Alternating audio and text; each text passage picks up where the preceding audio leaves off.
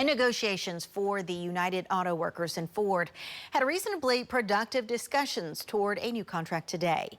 The UAW represents hundreds of thousands of auto workers across the country, and about 13,000 have walked off the job. Chris Van Cleve has more.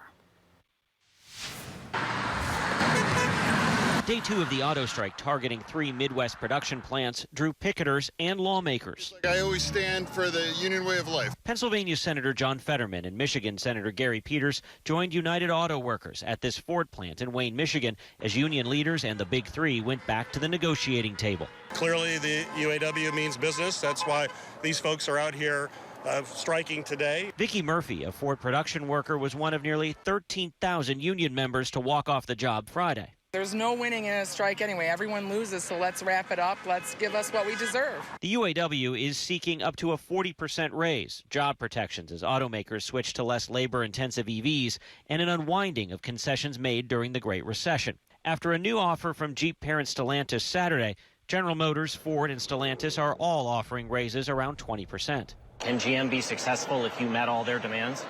Actually, no. For the life of the contract, the initial demands were over $100 billion. We still have a ways to go. Stellantis' fourth offer to the United Auto Workers would see a 21% pay hike. It's an effort to get the strike over and the more than 5,000 auto workers at this plant back on the job.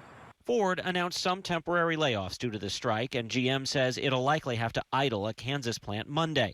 Moves UAW President Shawn Fain says are designed to make workers settle for less. It boils down to one thing. It's corporate greed. It's got to stop. Fain says the strike could expand to additional plants as negotiations continue. Chris Van Cleve, CBS News, Toledo, Ohio.